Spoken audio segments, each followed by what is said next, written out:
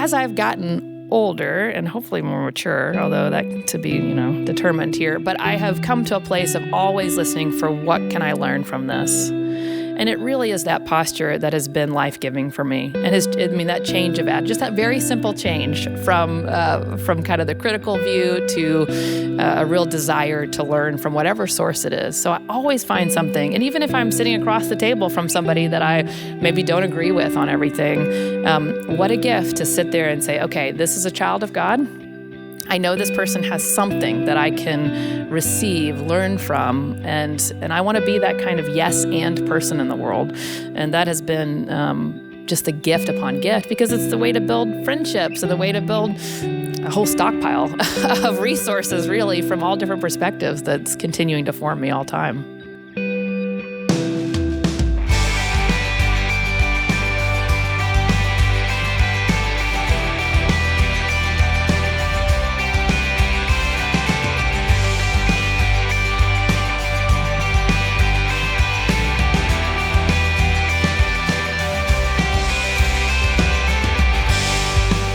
Welcome to the More Than Sunday podcast, where we tackle tough questions about our faith that many people have but are often afraid to ask. I'm Rohini Drake, and I'm on staff here at First United Methodist Church, Richardson, and each week I'm joined by two guests who are willing to share their unique perspectives on some of these challenging questions. This week, we kind of have an interesting question. It's a two-parter. We're asking, what is spiritual formation, and how do I know what's forming me? And we are absolutely honored to be joined this week by Blair Thompson-White, who is Vice President of Leadership Ministry at Texas Methodist Foundation and Wesleyan Impact Partners, and of course by Pastor Clayton Oliphint, who's the Senior Pastor here at FUMCR.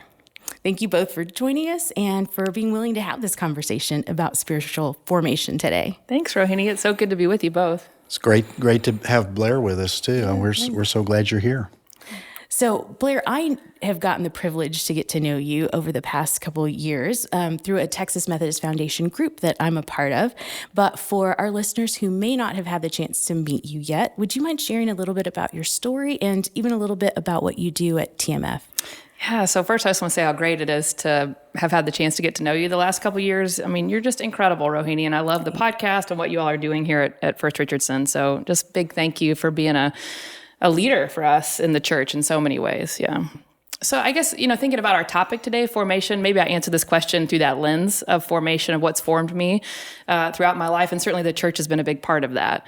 I grew up in the United Methodist Church, raised by a single mom, and we were in church every Sunday, and I saw her filling out the checkbook every Sunday and putting in, her check in the plate, and just that kind of faithfulness of her recognition of the role the church plays in our lives and our commitment to it, and her as a role model in the faith for me. I really have experienced my mom as a means of grace throughout my life, and certainly when I think of formation as our topic today, I think of who are the people who have formed us, and she is and still is a significant person in my life in that way. So grew up in the church, went to University of Kansas for my undergrad, so that's a big jump from growing up. But I grew up in Norman, and so many people think, well, why didn't you go to OU? And it's, I guess, growing up in with a college town, you think, well, I need to get out and experience something new. So I went to University of Kansas and didn't know anybody, but I knew that you went to church to look for friends. And so I showed up at the Wesley, and at that time, it had really died, almost to two people meeting in a room with a pastor once a week. That was the ministry there. And throughout the course of my years at KU, by the time I graduated, we had 60 people in worship. Wow. And had gone to mission trips to Juarez, Mexico, and I had led small groups and preached my first sermons. And so it was really in that experience that I saw the new creation that God's all about all the time, and that I got to be a part of that. And so that helped me understand my call to ministry, certainly that experience. And at the same time, this is back when they had, posters on the wall for things. And in my senior year, I saw a poster on the wall for Teach for America. And I decided to apply for seminary and for teaching.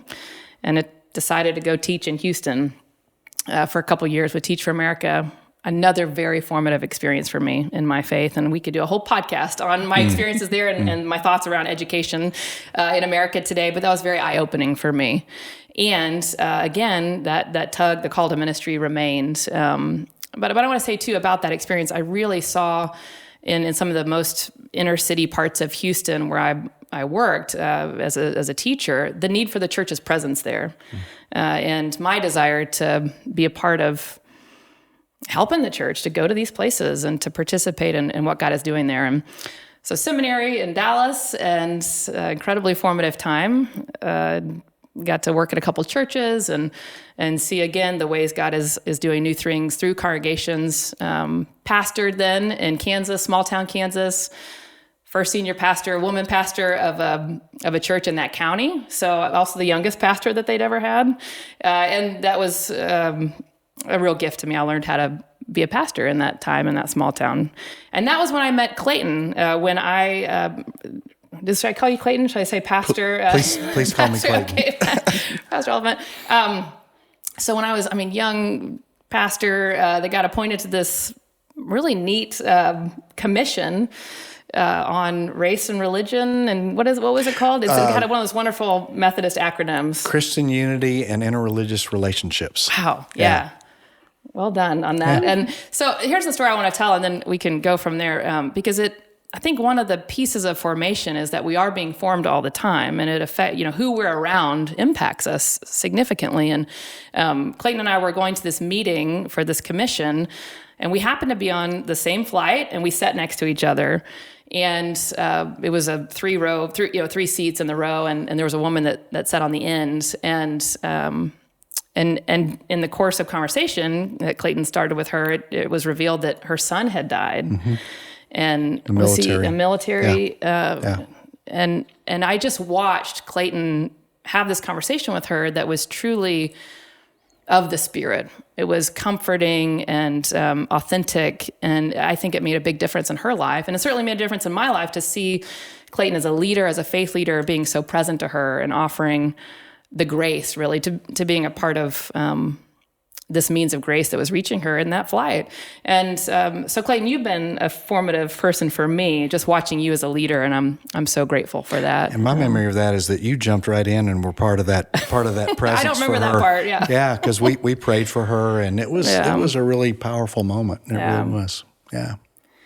So I'll wrap up by saying after Kansas, my time in small town Kansas, I came to downtown Dallas as an associate pastor, and then pastored in suburban Richardson here down the street. So I've had all those different contexts, and I can say that God is working in all of them, and I experience grace and in awe of the ways that the church can be present in communities. So and my work with Texas Methodist Foundation and Wesleyan Impact Partners, I get to be a part of bringing leaders together and asking some of these questions and inviting space for the Spirit to work and ignite imagination for what is possible in the church today.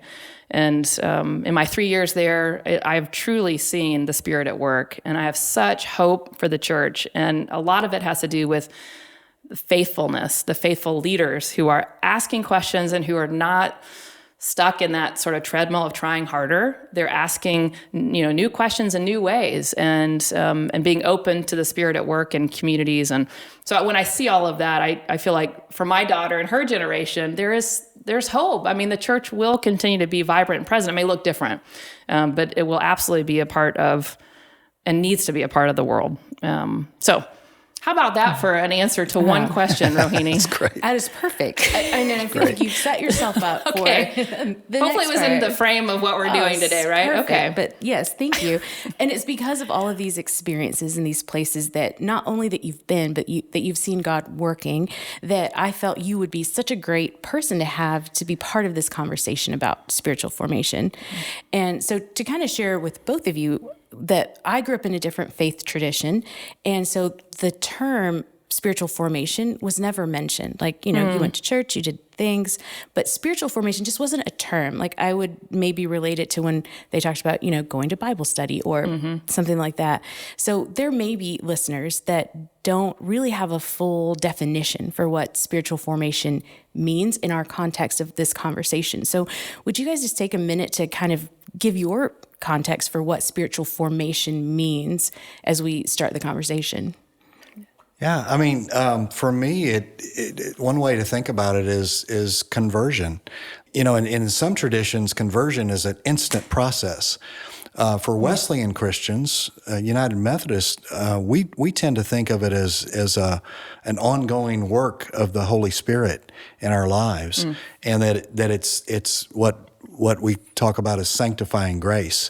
It's that process of God changing and molding and shaping our lives to become more Christ-like. And to me, that's the heart of it. I walked into a church years ago and it had a huge information center, and it said information, and the way it was written and the way the letters formed, I saw that information. And it had never occurred to me that this is what we do as a church, is we are all in formation. We're all being formed in the Spirit of Christ, and we're seeking to do that. We have different methods and different methodologies for doing that: Sunday school and small groups and service opportunities and community. But all of it is about, at its essence, to me, it's about the old-fashioned word conversion, becoming more Christ-like, being shaped and formed in the image of Christ.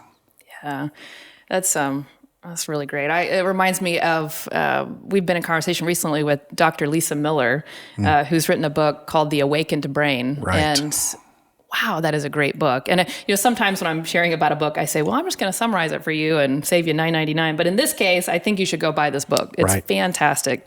And I won't do it justice here, but a few things that she's helped me to see related to this idea, which reminds me of what you shared. But she says that science now, she's a neuroscientist, and she says that we can now see that we are born spiritual, like that a third of our spirituality is innate, which is really remarkable that science can now prove what we, I think, have certainly suspected for a long time. And what they can show on MRI studies is that people who engage in this kind of, in our words, sanctifying grace, engage in trying to grow in the Spirit, you can actually see on MRIs that this part of the brain expands. And so it's like this red dot. And in people that don't engage in spiritual practices or community, the dot remains fairly small. But those who do, over time, it grows and grows and grows. Really incredible. Wow. And what she says, and I hope I'm accurately reflecting her work, but essentially the environment matters. So a third is innate, but 2/3 is environment. And so how we spend our time, the practices that we engage in, all of that really does form us and creates a spiritual core. And she says that the challenge today, of course, is that many people are without a spiritual core. And because the church has largely stepped away from the public life, we've sort of swung to secularism. And so she said that's really affecting our young people today. They don't have the spiritual core, and therefore they're impacted with these diseases of despair, like anxiety and depression and suicidality and all those addictions. So all that being said, I think that the choices that we make, which is really, again, what Wesley would, I think, encourage, and what she would say, science backs up, is like, if we choose to engage in spirituality, there's great benefits, and certainly both for our own being and our body too, our whole self can benefit greatly from engaging with spiritual practices and spirituality. No, and I think that is great. And in both of your answers, I can hear that spiritual formation it almost sounds like it's a purposeful thing. Like you're choosing that I've made a commitment to myself. I want to grow spiritually. But I also wonder, when we're being formed spiritually or otherwise, trying to recognize what those influences are, that it may not just be coming from the church, that it's coming from secular places, but it's informing our spirituality. So I think for me, it's an important just recognition to know that. Yeah. We're being formed every day. And, it starts in our family of origin, and we all have, a family of origin story that has formed us and shaped us and kind of molds how we see life. And then we have, the influence as you get older, the influence of friends, and then deluge of information that you get from media, from social media, that all forms you. I had a pastor friend who said to me, "I can't compete." And I said, "What are you talking about?" He said, "My members are watching 40 hours of cable news a week. Yeah. And they're coming to church for 1 hour. I can't compete with that amount of information that they're getting." And it just makes you think, what are your sources that are forming you? And what do you choose to put yourself in position? How are you choosing to be formed in your life? Yeah. So Rohini and I both have 19 to 23 months old, right?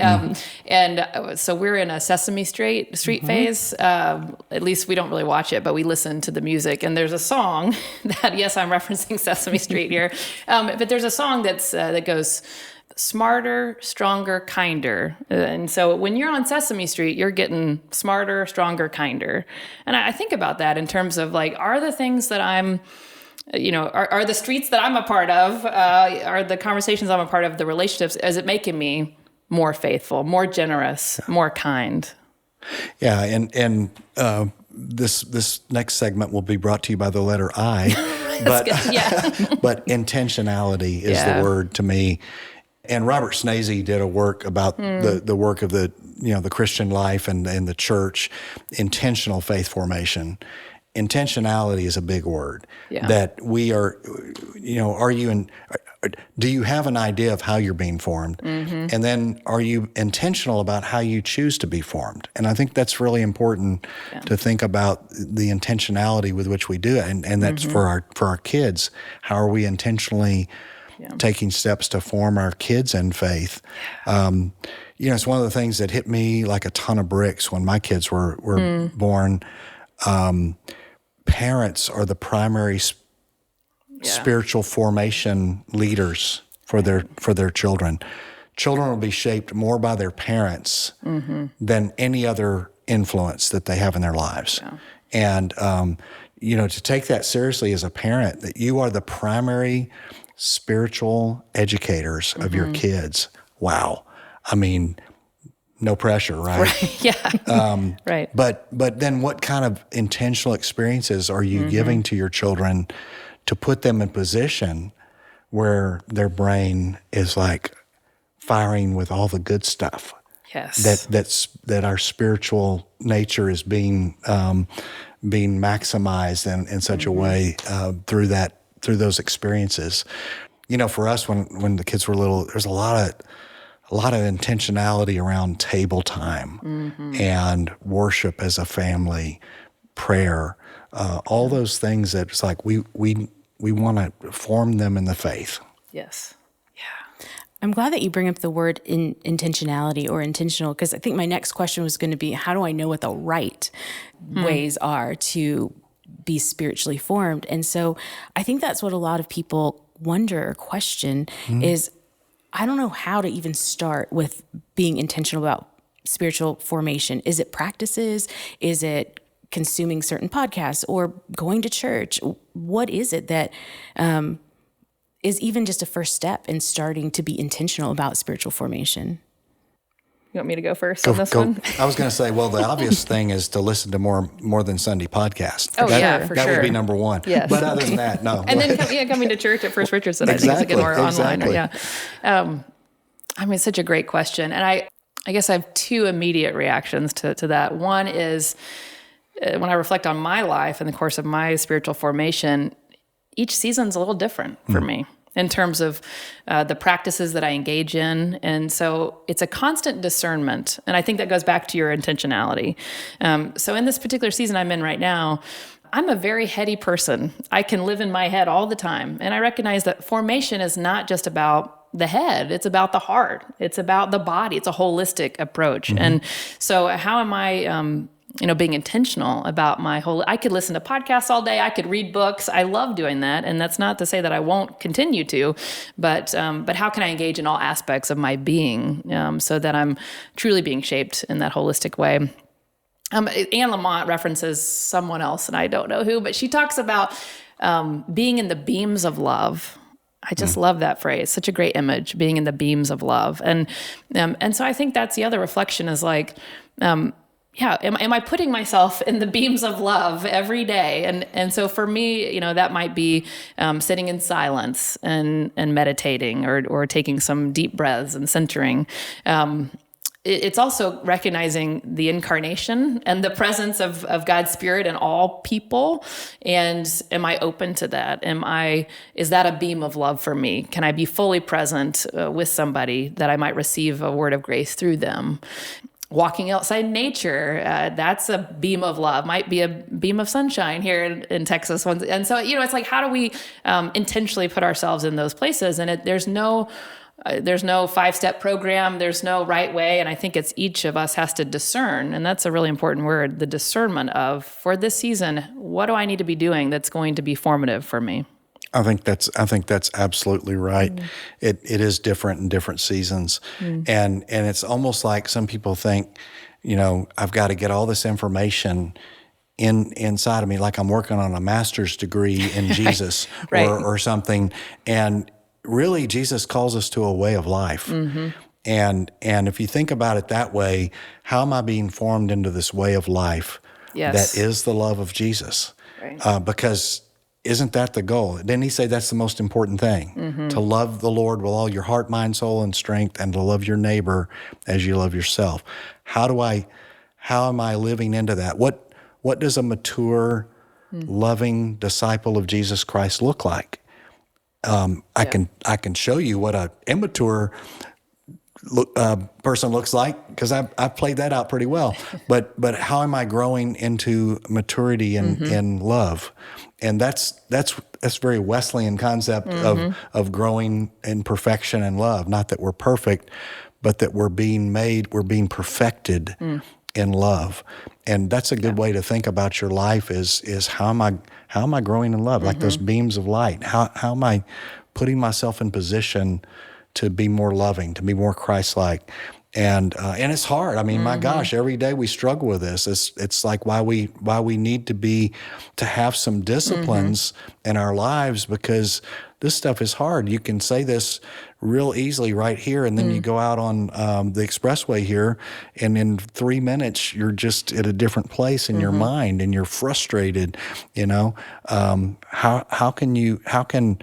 What happens in the formation within our church community follow us into our homes and into our workplaces and into the community that we're serving, that we can be a more loving presence in the world. So to me, it's an invitation into a way of life. Yes. And we're being formed into that way of life, which is the love of Christ.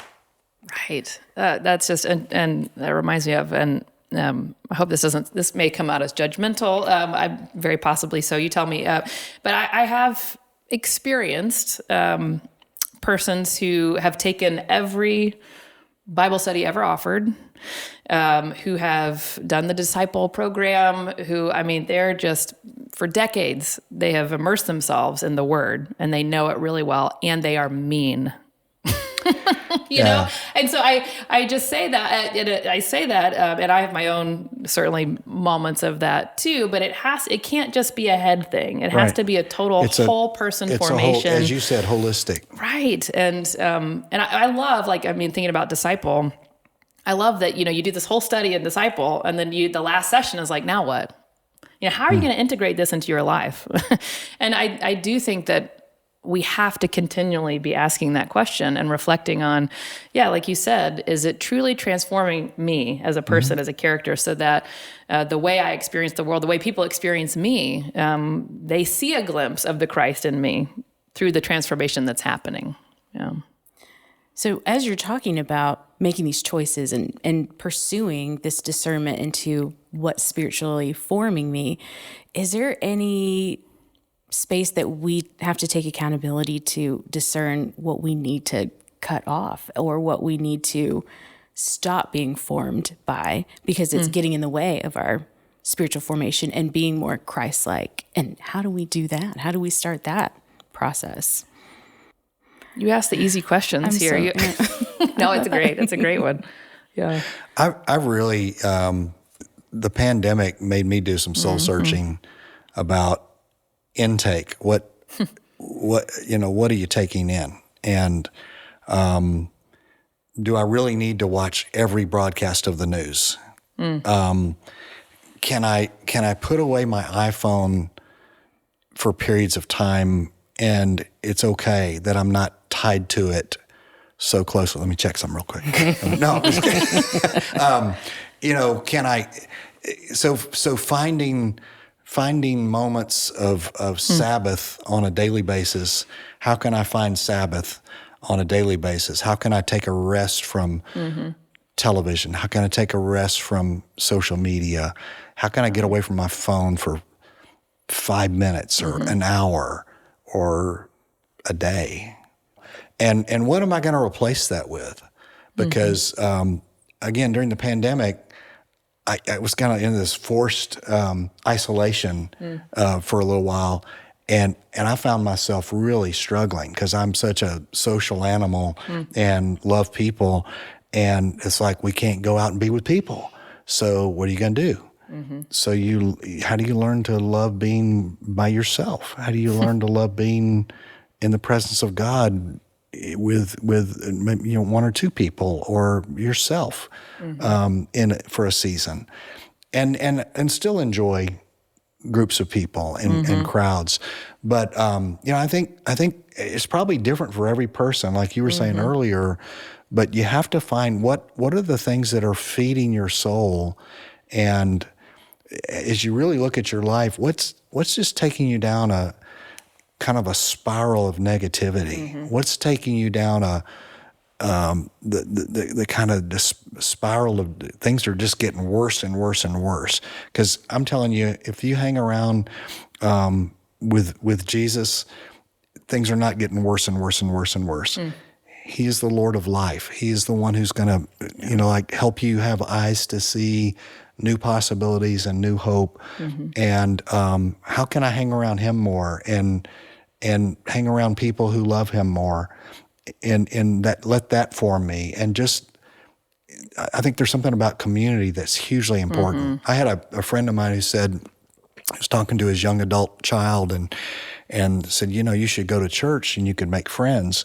And it's like, I don't need friends. I've got friends, but I do need a spiritual community. Well, in that spiritual community, you will make friends. So, I think it's both. But what can we offer in terms of spiritual community that can help form people in their lives? Yeah. So reflecting on the recognizing things you need to cut out, I totally agree with what Clayton said. And I think the other piece for me is the self-reflection piece. The more that I have these tools to help me to see myself better, the more I'm able to recognize when I'm in an unhealthy place and there are things I need to change or shift from. So for example, the Enneagram has been a big help to me in that. But there are so many tools out there nowadays. And but the question is it really helping me to reflect on my spirit, my behavior? Can I see myself, and then can I make the adjustments? And the other thing is, do I have trusted friends? Do I have sanctified friendship? That's a word that we're kind of embracing in our leadership ministry, and recognizing the need for sanctified friendships where, my best friend knows me so well and can speak a word of truth into my life so that I can see something in a new way about myself. And so that's really important too. But that goes back to the community. Are we creating authentic places for people to truly be themselves, and then to hear from others around them so that we can all be growing in grace together, to use that Wesleyan language? I think that's the core of who we are as Wesleyan Christians. We just do the small group thing really well at our core. And I think the invitation is to continue to lean into that and to offer those kinds of authentic spaces where people can truly experience the Spirit.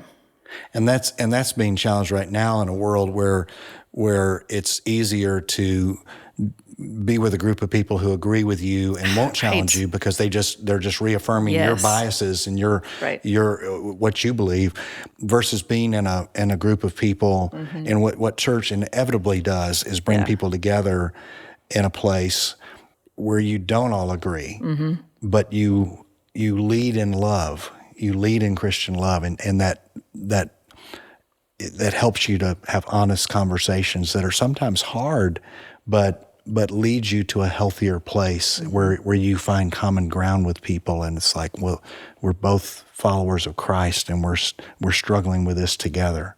So I love that about the church. I love that about these kind of sanctified friendships where you have people like that in your life that can really, like you said, speak truth and have authentic relationships where you don't have to agree about everything, but you're walking together in faith.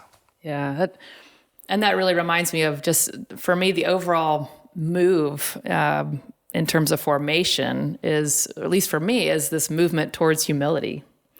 The more I get into this, the more I realize how much I don't know. So I'm actually moving away from knowing and recognizing that I really don't know that much. And it is having that posture in the world of humility.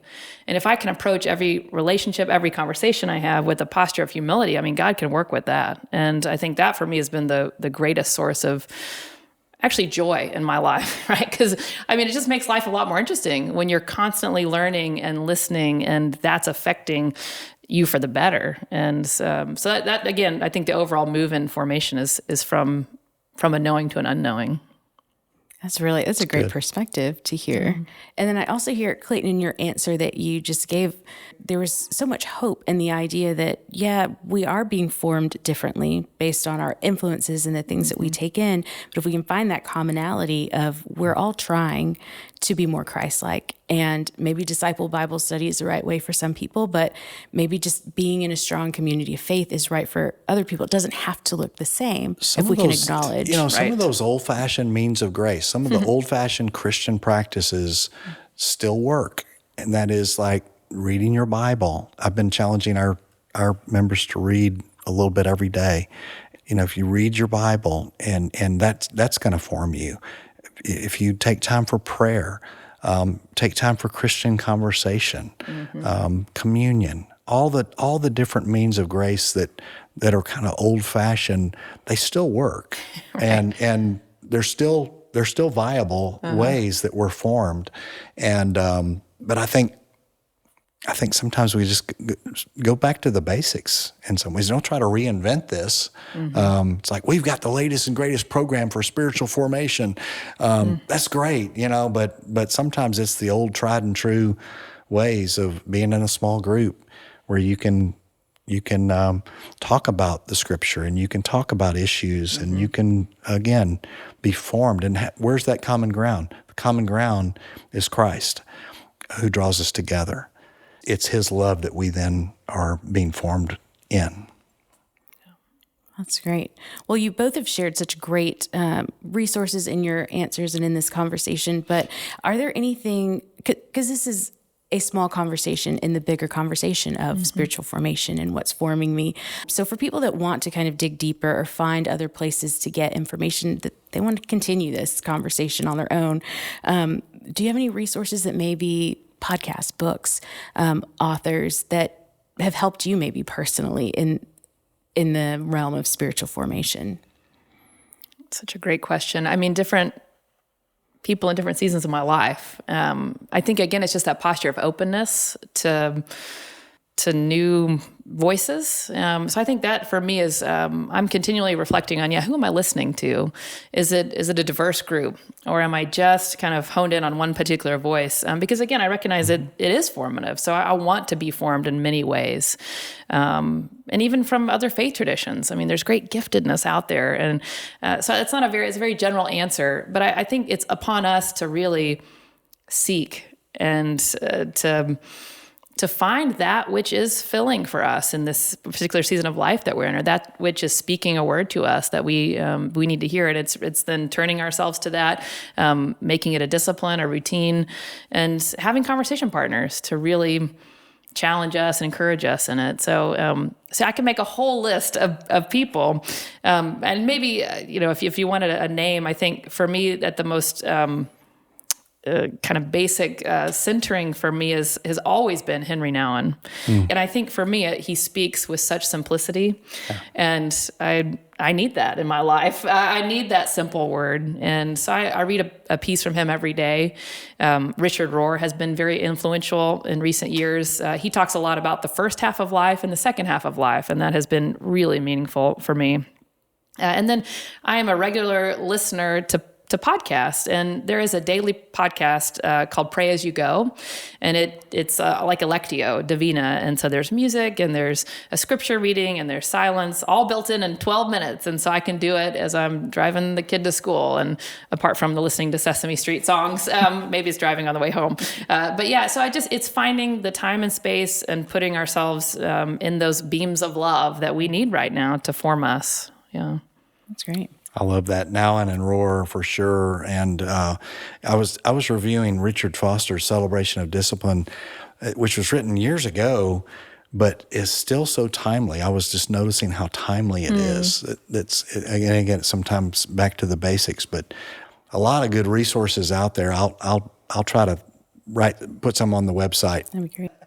The other piece for me is I can go to a real more skeptical place sometimes, or a more critical place. Maybe not skeptical. Critical is the better word. I can go to a more critical place at times when I'm listening to something or reading something, and I kind of have a view of, what about this isn't quite right? And as I've gotten older and hopefully more mature, although that to be, determined here, but I have come to a place of always listening for what can I learn from this? And it really is that posture that has been life-giving for me. And that change of just that very simple change from kind of the critical view to a real desire to learn from whatever source it is. So I always find something. And even if I'm sitting across the table from somebody that I maybe don't agree with on everything, what a gift to sit there and say, okay, this is a child of God. I know this person has something that I can receive, learn from, and I want to be that kind of yes and person in the world. And that has been just a gift upon gift, because it's the way to build friendships and the way to build, this sort of great, I guess you could call it like a whole stockpile of resources, really, from all different perspectives that's continuing to form me all time. It's good. Well, thank you so much for sharing that and just that perspective. It's so great. And everything that you both have offered today, very personally and selfishly, has been so helpful to me. And so I appreciate it. And I thank you on behalf of myself and all of our listeners who I hope were blessed by this conversation. So thank you both for taking the time to join us. Yeah. Well, thank you so much for joining us for this episode and this conversation. All of the resources that were mentioned here today and some of the extras that Pastor Clayton will share with us are all going to be available on our website at FUMCR.com/morethansunday. And we hope that you find this podcast on your favorite podcast player and that you tune in to watch the podcast if you're interested on our YouTube channel. You can find us at youtube.com/FUMCR. And if you subscribe, you'll get any notifications of our new episodes and any new content that FUMCR puts out. We hope you join us again next Wednesday for a new episode where I'll be joined by 2 new guests with a new question and some different perspectives that'll be shared on a brand new topic. And we hope to see you again next week. Have a great week.